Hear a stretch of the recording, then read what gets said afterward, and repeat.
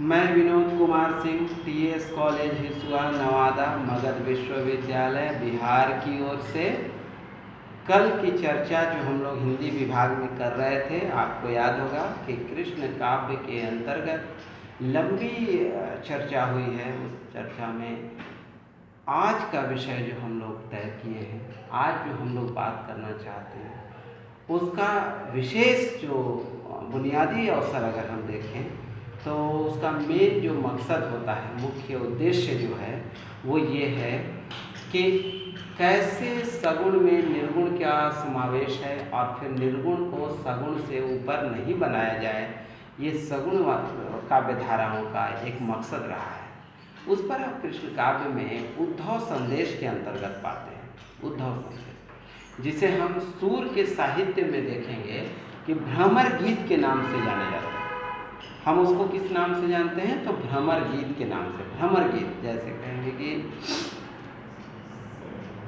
एक मन जो श्याम संग जातो, दूजा मन ना कोई भातो। कुल मिलाकर एक मन था जो श्याम के साथ जा चुका है, दूसरा मन नहीं है जो कुछ और खाएगा।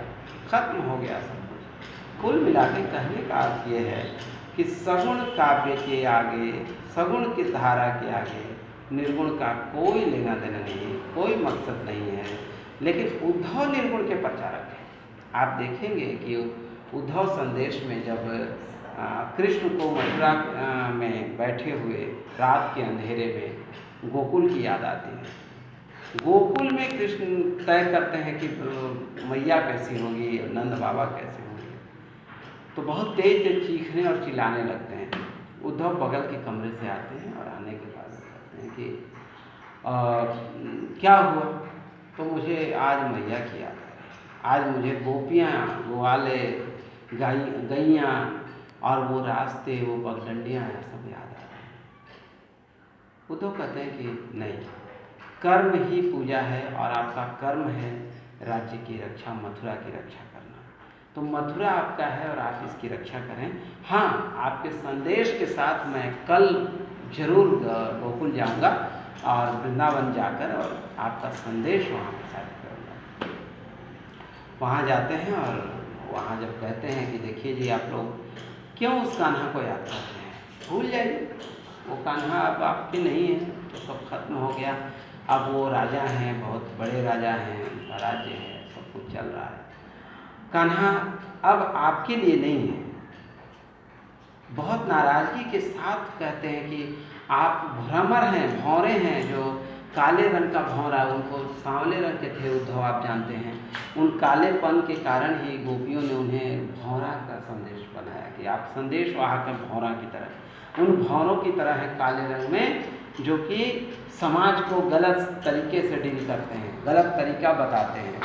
आप देखेंगे कि उद्धव संदेश में जब वो पूरी तरह से निर्गुण का संदेश देते हैं कि सगुण जिसे आप देख रहे हैं वो सत्य नहीं है, इस पर सारे गोप और ग्वाले बिल्कुल नाराज हो जाते हैं और सबका एक मत से कहना था कि नहीं, कृष्ण तो कृष्ण है और उसने एक मन था जिसे लेकर जा चुका है वो।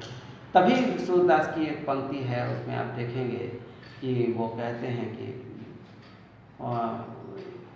गालिब बाद में उसको परिवर्तन करते हैं और गालिब की पंक्ति को आप उसमें ऐड कर सकते हैं। जब सूरदास भी वही कहते हैं कि ये हृदय है जिसमें भाला लग गया, तिरछा घुस गया जी, जिसके टीस से अब हम मर सकते हैं लेकिन उबर नहीं सकते।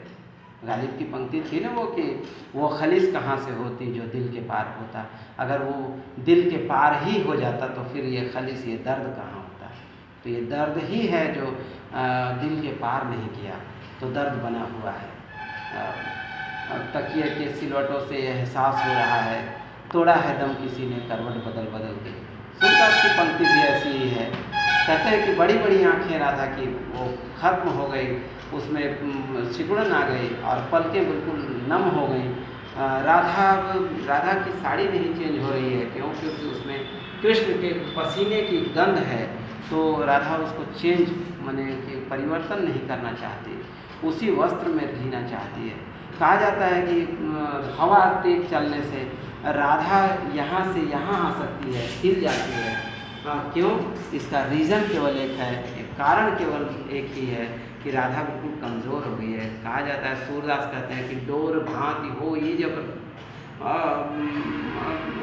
भानुजा, है कि डोर की भांति भानुजा हो गई, मैंने भानुजा वो राधा जो है वो डोर की तरह हिल रही है, धागे की तरह पतली और दुबली हो गई है।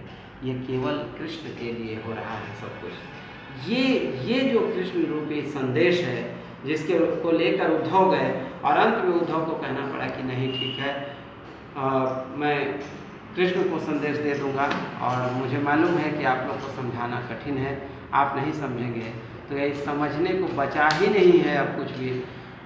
यमुना का पानी काला हो गया, पूरे काजल के उस आंसू से भरे हुए काजल जो गांव में फैल गया, कीचड़ ही कीचड़ हुआ पड़ा है।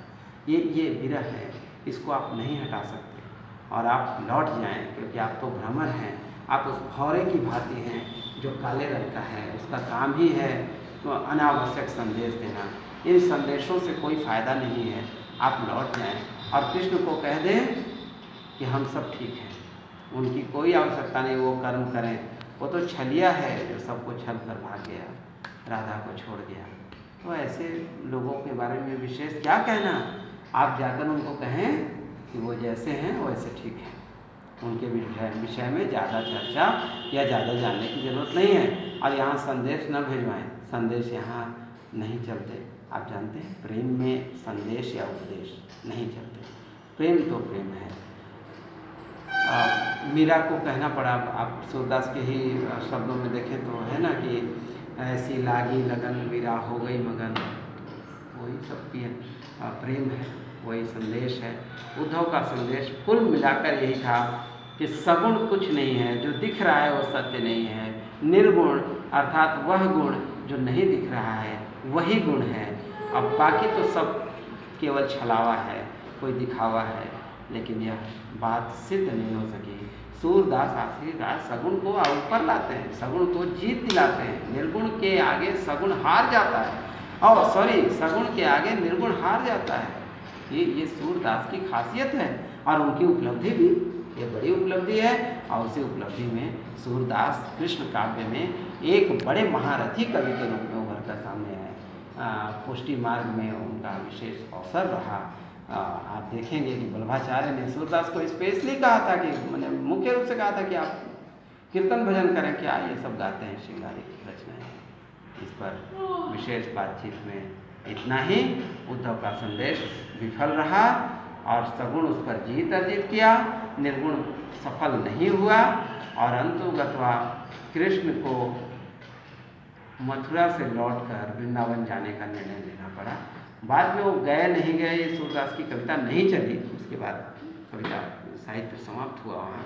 लेकिन ये सत्य है कि कृष्ण ने तय किया कि मैं पुनः जाऊँगा वृंदावन के वासियों से मिलूँगा और मिलकर तय करूँगा कि गोकुल के वासी कैसे हैं, नंद बाबा कैसे हैं, मैया कैसी है, गैया कैसी हैं, वो रास्ते पगडंडियाँ कैसी हैं, यमुना नदी का क्या है, सारी जानकारी होगा। आज के लिए इतना ही। बहुत बहुत धन्यवाद। नमस्कार।